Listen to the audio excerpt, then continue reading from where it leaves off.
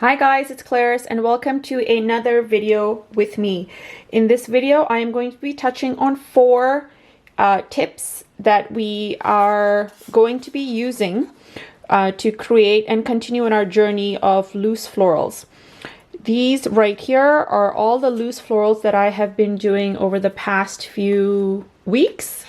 If you are a beginner to the loose floral style of painting, I would suggest that you check these two videos out. They were released or they went live on YouTube last week, so you can check these out if you're a beginner. They're fairly easy to follow. This is just my own practice sheet. I often just sort of take a sheet and just practice without really thinking what is going where, and this is typically what I end up getting. If you missed last Sunday or this past Sunday's live, this is what we did at the live. I suggest checking out all these videos so that you can get some practice in. But first, let us get right to the four tips that I think are important. So let's begin. Okay, so for my supplies, I have my Canson watercolor paper right here. It's the 9x12 sliced in half. I have my brushes, the number 4 in Silver Black Velvet, the number 1 mop brush by Vinci, and then I have my palette ready. I have my colors by St. Petersburg.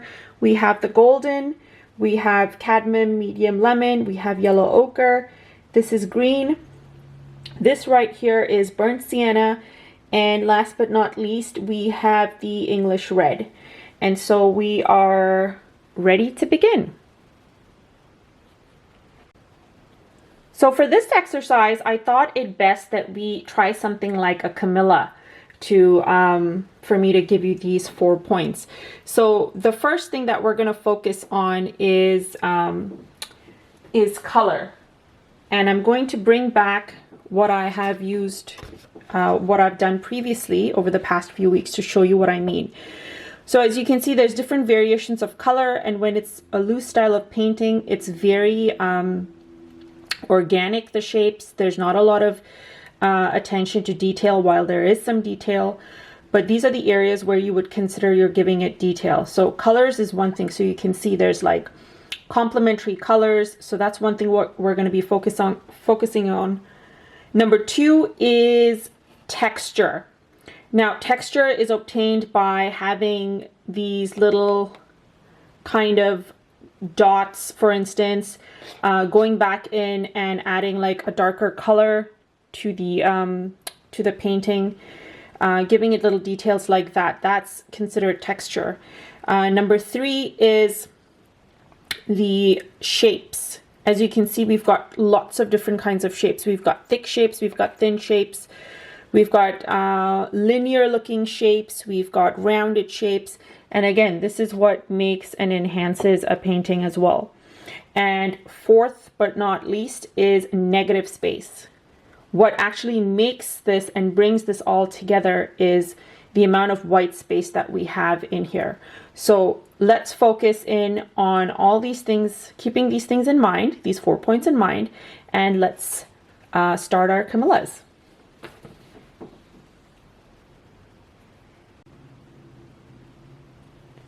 So I have my water ready, and the first thing we're going to do is we're going to just quickly mix some color.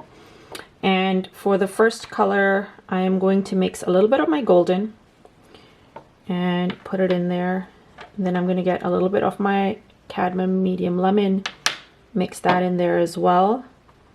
But I think I need a little more of the golden because I'm looking to get like this nice sort of the color I'm looking for, like a coral color. And while that's nice, I think I might just have to dip into a little bit of my carmine, just a little bit, to get like a corally color. So here we go. I'm going to leave it at this. Let's get a tad bit more and leave that there. And then the next thing we're going to do is we're going to get some of the green. So I'm just going to mix some of that green over here. And these are all colors that are dominantly water and more water and less color. That's how I'm mixing it right now, because I want to do the base first, and then kind of, if I need a darker color, I just go directly into my palette and get some. And then the next one we want to mix is the cadmium medium lemon. I'm going to mix that in there. I'm going to get some of that yellow ochre, put that in here, and then just wash off my brush. Okay, so I'm ready to begin. And so what I'm going to start off by doing is we're going to do, the plan is to create 3 blooms of this nature. We'll start off with doing the inner area of it first. And so for that, I'm going to need my number 4. And we're just going to start off by adding the center of this flower first. So I'm getting color directly from here, mixing it a little bit with what I have in there. And we're going to start off by doing a bloom off in this direction. And so the inner part of this is very linear. So I'm doing very jaggedy lines, thin lines with a lot of white space in between.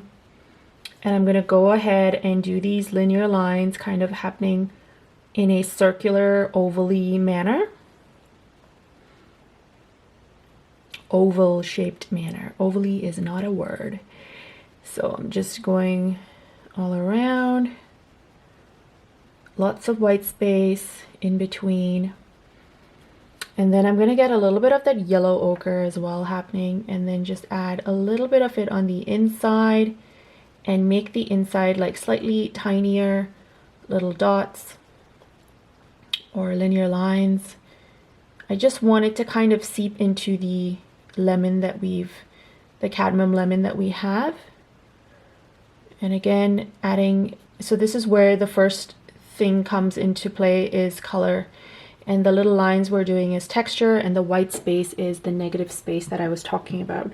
So that's my center. And now I'm going to go in and get my mop brush, and I will get in some of a little bit of this color. Now the mop brush holds a lot of water, so just be careful when you're laying down the petals. So the first petal I'm going to do is off on this side here, and I'm just pressing down and pulling down gently. And again, for the second portion of this petal, I'm leaving white space in between, just like that. I'm going to get a little bit more and add another petal, just like this on this side. I'm kind of doing this petal in 2 strokes and leaving some white space in between, pushing all the color down to the bottom. And then finally, we are doing another one on this side. Again, so 1 stroke, 2 strokes, pushing all the color down, leaving white space, not really touching the center. And then we'll do one over here on this side. And you can see it's getting lighter as we kind of go along. And then finally, I'm going to do one more straight over here on this end. Now that's too much water. I'm just going to get a little bit of this, mix it on here, just add it to my petal that I've laid down. So you can see a little bit of shape. And again, I'm leaving white space, guys. So don't forget about the white space. It's important. And you're pushing all the color down because you want it to be darkest in the center, light on the outside. So now that we have this happening, I'm going to go in and get some of this nice dark color that we have. And I am going to get a little bit of this ochre and mix it in too. And now I'm going to go to the center here and just add a little bit of color, a couple of lines, because this area is still damp, and so it's going to give me a nice flare of color. And that is what I'm looking for. I'm looking for a nice gradient almost happening, and adding this variant of this coral that we have gives it that variant in color, or the difference or gradient look that I'm kind of looking for. And now using the same thing, I'm just going to go ahead and add a couple of dots and touches to like some of the areas on the edges of the floral. And this is just going to enhance how it looks in terms of like negative space. So for instance, you can see a lot of it is very faint and light, but if you go to some of the edges and kind of just highlight it, it kind of gives you that impression, this is the flower, this is where the petal ends.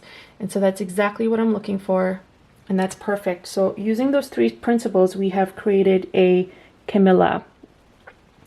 And now I'm going to go ahead and get some of the green while it's still damp.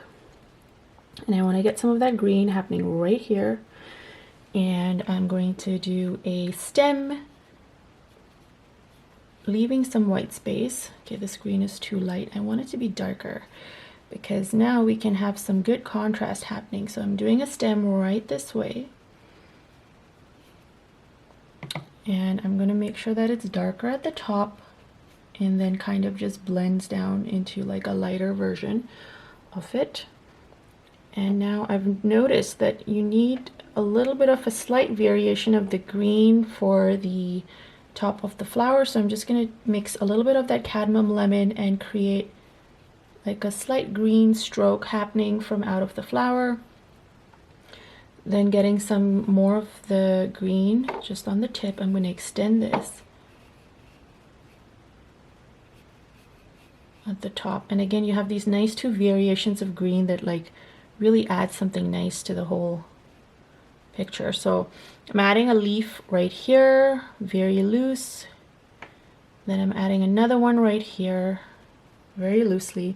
If you want to add some variation to it, I'm just getting a little bit of that ochre onto my brush, and I'm just going to add a little bit of it just on the edges here of the leaf. And let's just see what happens. All right, and then now that we've done that, we can kind of go ahead and create some of the darker looking leaves. And for that, I'm just going to get some of the green using my number 4. So textures and shapes. So this is where we're getting another shape involved now. So now we're going to get a stem happening right here. And then I'm going to just go ahead and create a nice loose kind of leaf happening over here.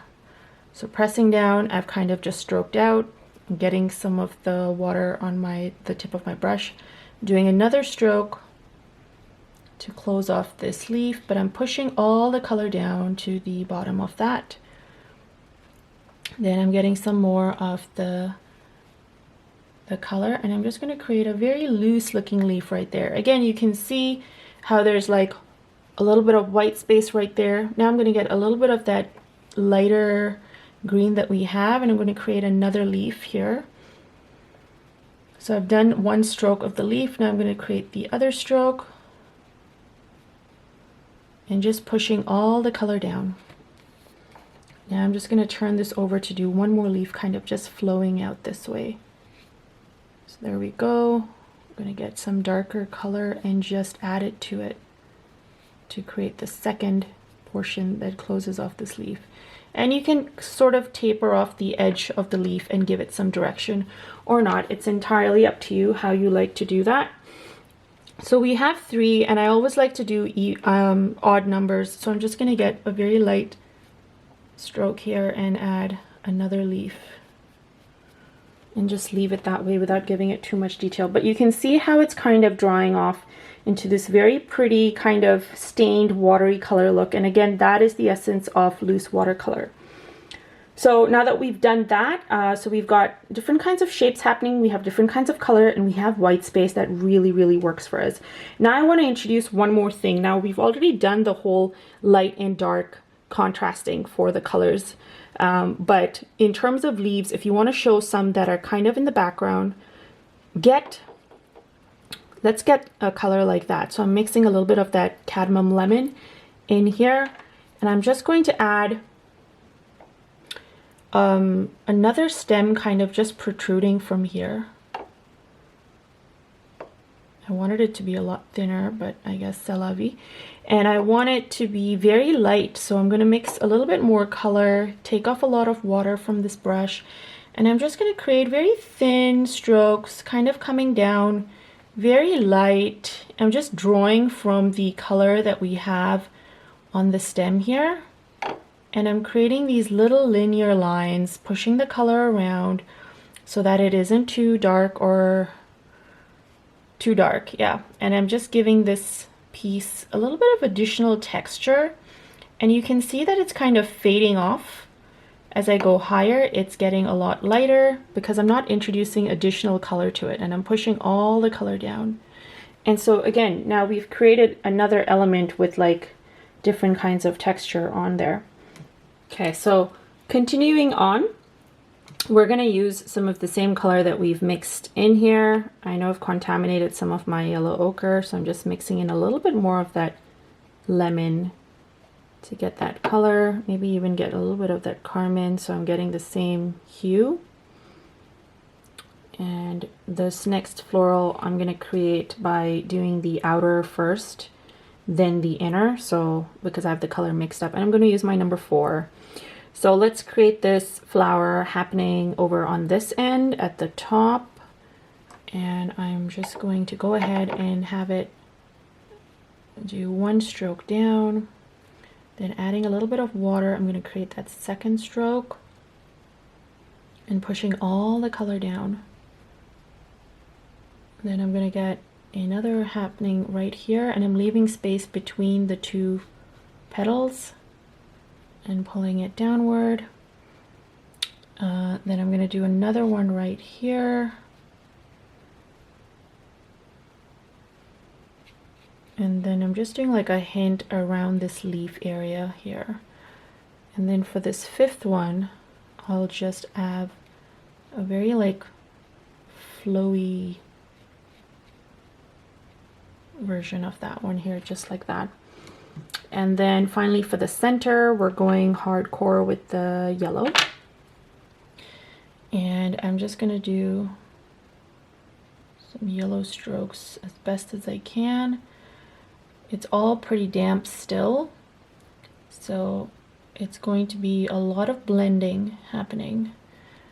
And it's not bad actually, I like it. And I'm just going to add a couple of dots of the yellow ochre now.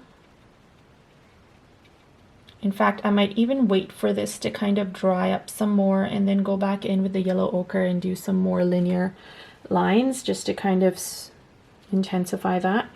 And now while this is still sort of damp, I'm just going to add a little bit of the little hint of the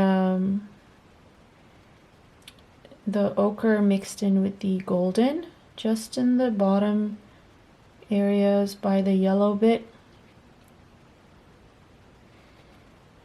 And this will kind of intensify give it a nice two-tone kind of effect, and not make everything look super flat. Perfect, that's all I want to do. In fact, you can even kind of highlight a little bit of the top without getting too much water on your brush. And if it's dried up already, just kind of move the water around and help your painting, help the water do its thing. But making sure we still have a lot of negative space happening, so that's good. Then I am just going to go ahead and use some of the green, and let us create a stem to kind of hold our pretty floral in. I'm just going to get some of the darker green and just add it at the top so it's nice and dark. Mixing it in with some of that lighter green. And you can just have a couple of leaves happening as well, just at the top of it if you wish, just like this. Just going to have one stroke here, and then I'm going to get some of that darker green and close it off over here. I'm just doing a loose rendition of a leaf right there.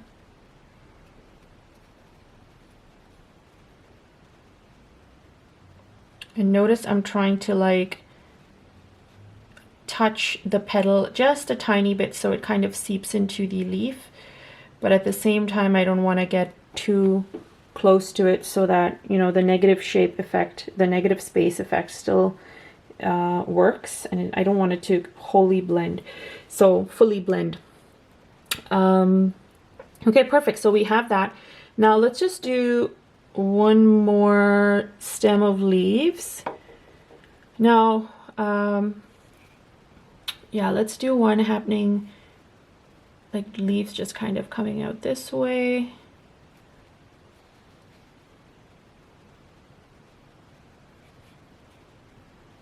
And these leaves are nice and big, so you can even use like one of your number 8s if you wish to create these leaves. So one stroke, 2 strokes, perfect. And I'm even going to mix some of the burnt sienna in here.